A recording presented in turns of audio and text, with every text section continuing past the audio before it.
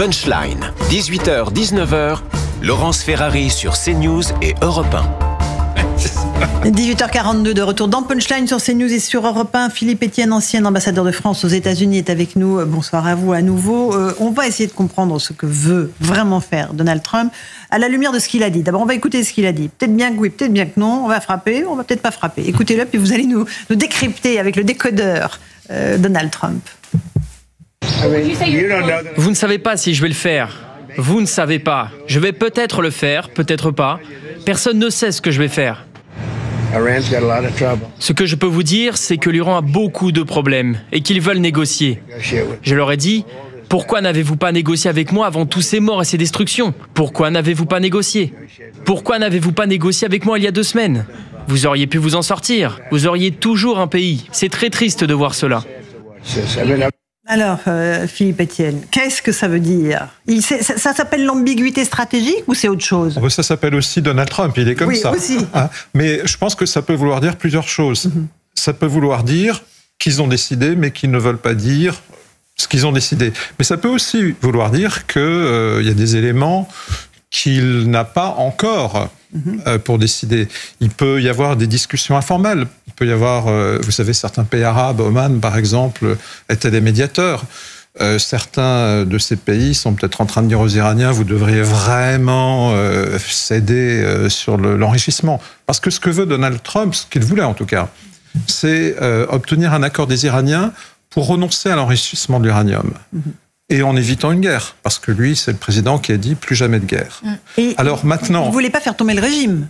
Non, et il a dit d'ailleurs, quand il était en Arabie Saoudite il y a quelque temps, que lui ne s'intéresse plus aux questions de valeur, de régime, chacun fait ce qu'il veut. Donc c'est pas son truc tellement. Par contre, maintenant, c'est vrai qu'il y a un choix un peu compliqué pour les États-Unis à faire.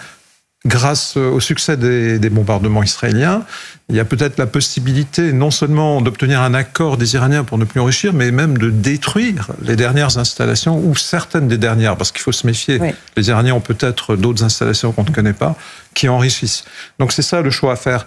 Et je pense que ce sont tous ces éléments qui pèsent dans la balance. Parce qu'aux États-Unis même, et même autour de Donald Trump, il y a quand même 2 tendances qui s'opposent. Bien sûr. Actuellement, l'actualité, notamment le succès de la compagnie israélienne, va dans le sens plutôt de ceux qui veulent intervenir, finissons le travail, mais il y a toujours ceux qui disent « tu as promis de plus de faire de guerre, tu serais le président qui n'engagerait pas de nouvelle guerre. Si on bombarde de manière chirurgicale une installation, soit, mais les suites, qui peut les maîtriser ?» Bien sûr. Et il y a aussi ce signal d'alerte qui a retenti. On a appris que l'ambassade des États-Unis demande à ses ressortissants de quitter Israël. Donc ça veut dire que là, on est parti pour quelque chose d'assez long dans la durée. Oui, tout à fait. Ça a des conséquences sur la sécurité. En Irak, par exemple, pays voisin de l'Iran, pays très fragile, à majorité chiite, les Américains ont été obligés de prendre des mesures de précaution. Cette majorité chiite comporte des milices pro-iraniennes. Quelle décision pourrait-elle prendre si jamais les États-Unis interviennent ? Il y a beaucoup de questions qui se posent. Bien sûr. Et encore une, et puis après je passerai la parole à mes invités. Il y a beaucoup de forces américaines qui sont en train de converger vers la région. Des chasseurs, F-16, F-22, F-35, des avions ravitailleurs, un porte-avions, l'USS Nimitz, et un autre qui va rejoindre 2 autres porte-avions qui vont se trouver dans ces eaux régionales. On a l'impression que les États-Unis amassent leurs forces. Oui. De façon extrêmement considérable pour être prêt à passer à l'action. Absolument, mais ça c'est logique. Dans la mesure où il est possible qu'ils aient à intervenir ou à minima à protéger leurs implantations, c'est normal qu'ils prépositionnent des forces. Dans ces forces, il y a celles qui sont là pour protéger, celles comme les avions ravitailleurs qui peuvent être là aussi pour activer des possibilités au-dessus de l'Iran. Et puis il y a des bases américaines dans cette région. Absolument, il y en a dans la région. Combien y en a-t-il je ne connais pas le nom, mais il y en a dans la péninsule arabique, dans les pays du Golfe, il y en a en Irak, il y en a en Jordanie, il y a des troupes, encore quelques-unes déployées en Syrie, il y a beaucoup de militaires. Et le guide Ali Khamenei menace de représailles ces bases américaines s'il les C'est pas très étonnant. C'est pas très étonnant que l'un réponde à l'autre. Bien sûr. Edouard Tétrault, vous voulez rajouter quelque chose ? Oui, parce que c'est quand même intéressant ce qui se passe. Il s'agit pas, l'objectif n'est pas nécessairement de faire tomber le régime des Mollahs. Peut-être que cela va arriver, mais c'est intéressant de voir qui sont les alliés stratégiques de l'Iran, qui achètent 90% du pétrole de l'Iran, la Chine. qui est partenaire stratégique privilégié de l'Iran, le Venezuela, la Corée du Nord, qui a fourni les drones Shahed qui tuent les civils ukrainiens, etc., l'Iran. Donc c'est intéressant, si ce maillon tombe, il n'est pas impossible que cela ait des conséquences extrêmement concrètes sur les autres régimes sous contrôle de Philippe Etienne, mais c'est un souhait que nous pouvons formuler. Effectivement, et là, notre correspondante Régine Delfour en Israël nous confirme qu'il y a des lancements massifs de missiles contre l'État hébreu. Laetitia Guinan. Oui, je pense qu'il faut le prendre, effectivement, Donald Trump dans le texte. Pour une fois, il est assez clair. Il dit regretter, effectivement, qu'il n'y ait pas eu un accord, parce que c'est exactement ce qu'il souhaitait au départ. C'est même ce pourquoi il a autorisé Israël, vraisemblablement, à lancer les opérations, pour mettre la pression. Maintenant, effectivement, il est en train de tester sa propre opinion. Il n'y a pas que lui qui a promis d'arrêter les guerres. Il faut savoir que c'est une tradition chez les républicains quand même. En principe, ils ne sont pas des faucons, sauf Bush fils, Bush père, pardon. Mais donc c'est compliqué. C'est compliqué. Après, c'est sûr que maintenant, vraisemblablement, il a beaucoup concerté avec tous les pays avoisinants, y compris d'abord la Russie, qui est très importante aussi, et vraisemblablement intervenir en bombardant les sites nucléaires, ça serait tout à fait de l'ordre de l'envisageable. Mais ça ne veut pas dire renverser le régime. Ça ne veut pas du tout dire ça dans l'esprit, puisqu'encore une fois, aucun pays d'ailleurs ne voudrait un renversement. Il voudrait un soulèvement, mais pas du tout un renversement. Bien sûr. À l'instant, l'Iran appelle les habitants de la ville israélienne de Haïfa à évacuer. Donc ça veut dire que la capacité de nuisance de l'Iran n'est pas complètement affaiblie, Philippe Etienne. Loin s'en faut. C'est du psychologique aussi. Comme les Iraniens ont été moins efficaces quand même que les Israéliens, ils font aussi des annonces psychologiques. Les attaques iraniennes ont baissé ces derniers jours. Mais on ne sait pas si c'est parce qu'ils ont plus tellement de capacité ou c'est parce qu'ils en gardent aussi. Ils laissent bien le mystère planer sur ce qui leur reste. Et peut-être qu'ils en gardent aussi si les États-Unis entrent en action, effectivement. En action. Et j'aimerais qu'on écoute maintenant. C'est peut-être d'ailleurs la réponse au fait qu'en effet les forces américaines se massent autour. Mais de la même façon que quand on a vu l'ayatollah Khamenei parler cet après-midi, on a l'impression en effet que c'est de la pure communication, parce que dire et répéter ce qu'il dit depuis très longtemps, ça ne change rien. Et on n'a aucune idée de savoir si c'est juste pour indiquer à la population iranienne qu'elle est toujours vivante, parce que certains commençaient à en douter, ou si c'est en effet parce qu'ils ont encore une capacité de riposte. On est quand même très dubitatif sur la capacité de riposte qu'ils pourraient avoir on est d'accord. Face à l'armée israélienne.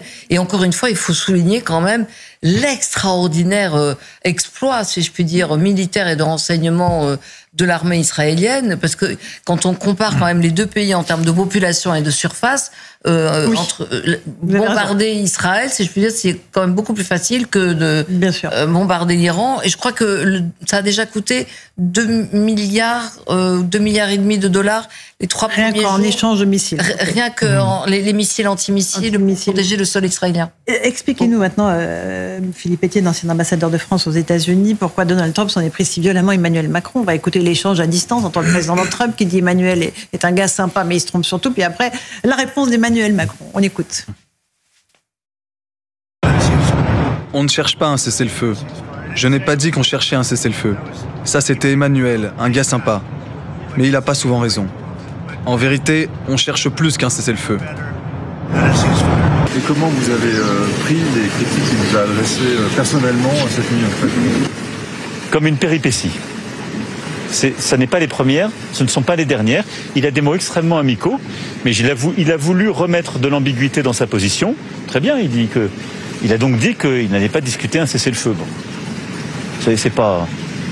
Ça ne m'émeut pas. Parce que je le connais.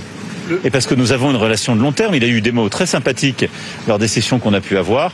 Ça ne m'émeut pas. Et je pense que d'ailleurs, dans le moment grave que nous vivons, je pense que mon rôle n'est pas de commenter des propos de ci ou de là.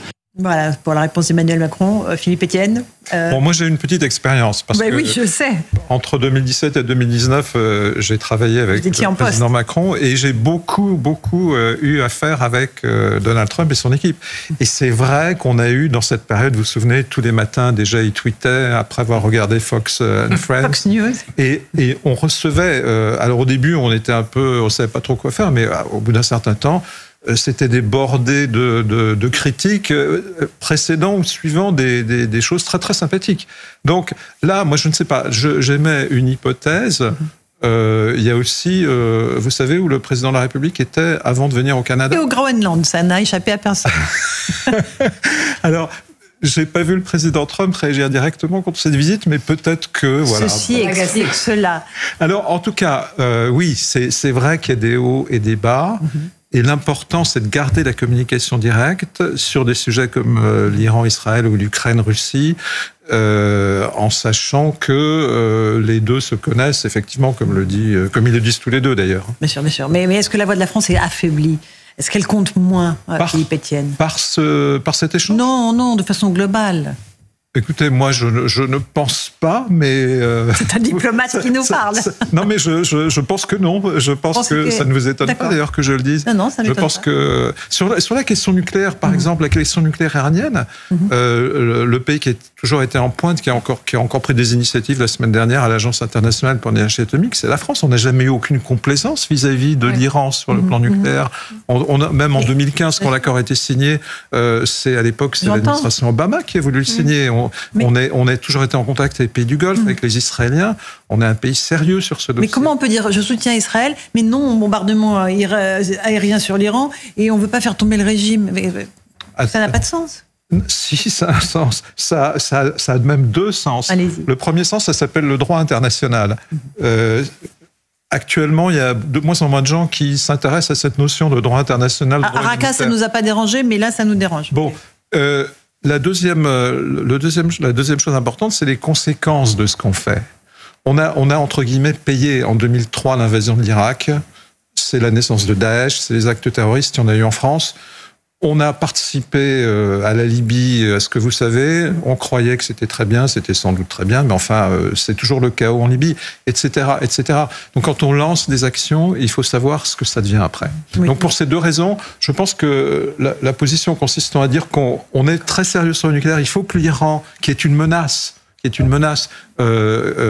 aille vraiment vers des concessions majeures. Sur le balistique et pas seulement sur le nucléaire. Ils nous ont baladés depuis 20 ans, monsieur l'ambassadeur. Pas complètement. Comment les croire ? Non, mais je nuance ce que vous dites. En 2003, on lance le vrai... c'est un peu vieux. Non, depuis 20 ans. Depuis 20 ans, c'est 2005. Okay. En 2003, c'est le début de la négociation nucléaire entre l'Iran et 3 pays européens, l'Allemagne, le Royaume-Uni, la France. Et on a constamment, on les a suivis, on les a serrés, on a envoyé des inspections, on les a obligés à négocier un accord. Non, on peut pas dire qu'on les a fait. Alors, ils ont enrichi l'uranium alors qu'ils n'étaient pas censés le faire. Et ils sont à deux doigts d'avoir la bombe. Alors, mais justement, si l'accord de 2015, du 14 juillet 2015, leur laisse une capacité d'enrichissement. Mais celui, comme je le disais tout à l'heure, qui a poussé à l'époque cet accord, c'est l'administration Obama. Donc, vous voyez, la France a toujours été très sérieuse là-dessus. Qui est sorti de l'accord ? Les États-Unis. Si on en est là, c'est à cause de Trump, sur le plan nucléaire. Et donc, ce sont les États-Unis qui changent de pied. Nous, je crois qu'on a vraiment toujours été très sérieux sur cette question. Mais bon, c'est... Non, mais c'est important d'entendre la voix de la diplomatie française et de votre expérience. Merci beaucoup, Philippe Etienne, ancien ambassadeur de France aux États-Unis. Merci à vous tous.